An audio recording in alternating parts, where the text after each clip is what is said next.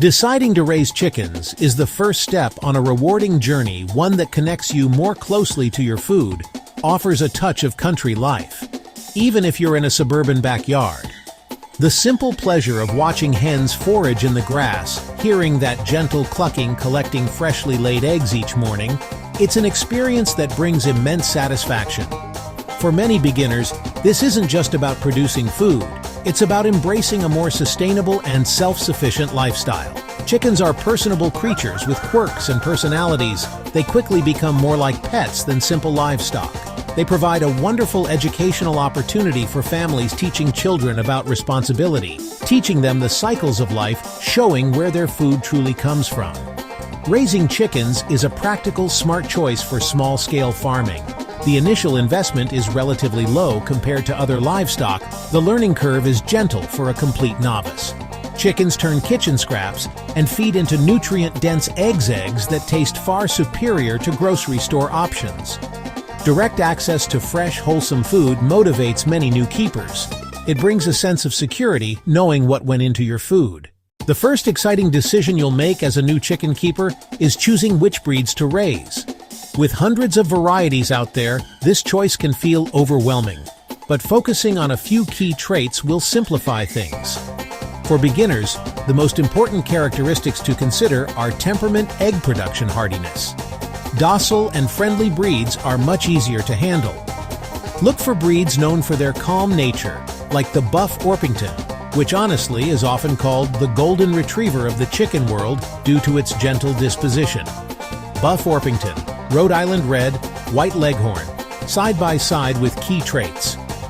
Other excellent choices for beginners include the Australorp, the Plymouth Rock, and the Wyandotte.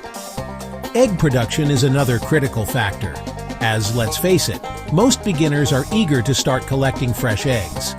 Breeds are generally categorized by their primary purpose: egg-laying meat production or dual purpose. For a steady supply of eggs, the White Leghorn is a real champion layer, often producing over 300 white eggs per year, though they can be a bit flighty and nervous. For a more balanced option, dual-purpose breeds like the Rhode Island Red or the Sussex are fantastic choices. They lay a respectable number of large brown eggs, typically around 250 per year, and are also large enough to be considered for meat if you decide to go that route later on. Once you've chosen your breeds, the next essential step is to provide them with a safe and comfortable home. The chicken coop is your flock's sanctuary, protecting them from predators, harsh weather, the elements. A good coop doesn't need to be elaborate or expensive, but it must be secure, dry, well ventilated. The golden rule for space is to provide at least 4 square feet of floor space per chicken inside the coop. Overcrowding can lead to stress, feather pecking, rapid spread of disease, so it's always better to build a little bigger than you think you'll need. This extra space will also let you comfortably expand your flock in the future without having to build a new coop. The two most critical features inside the coop are roosting perches, nesting boxes.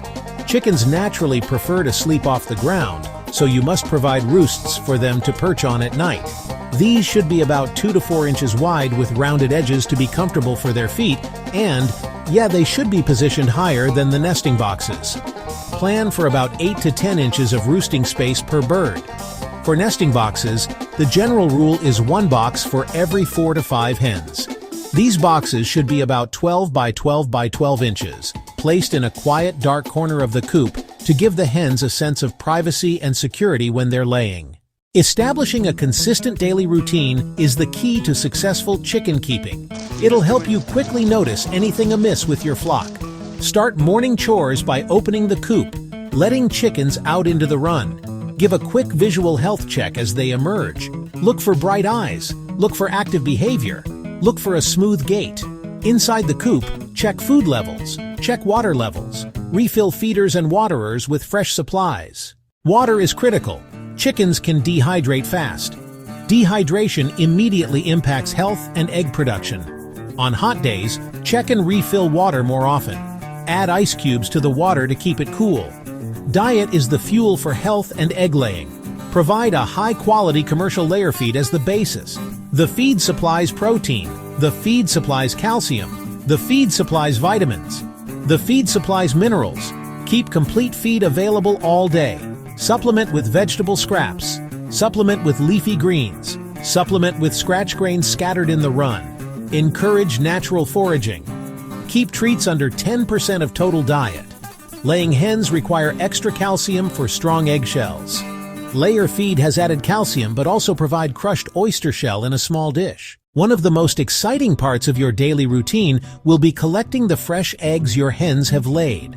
It is best to collect eggs at least once a day and preferably twice, once in the late morning and again in the late afternoon. Frequent collection keeps the eggs cleaner, reduces the chance of them being accidentally broken by a hen, and discourages hens from becoming broody. It also prevents a hungry chicken or a sneaky predator like a snake from developing a taste for eggs. Handling the eggs gently and gathering them in a basket or a special egg apron will help prevent cracks. The feeling of gathering warm, freshly laid eggs is a simple pleasure that never gets old. After collecting the eggs, you will need to decide whether or not to wash them. Freshly laid eggs have a natural protective coating called the bloom or cuticle. The bloom seals the pores of the shell and helps keep bacteria out. If you do not wash the eggs, this bloom will keep them fresh for several weeks without refrigeration. If an egg is visibly dirty with mud or manure, gently wipe it clean with a dry cloth or use fine sandpaper. If you must wash an egg, use warm water at least 20 degrees warmer than the egg. Cold water can cause the egg to contract and pull bacteria in through the pores. Washed eggs must be refrigerated immediately to stay fresh and safe to eat. Maintaining a clean coop is not just about aesthetics, it is essential for flock health.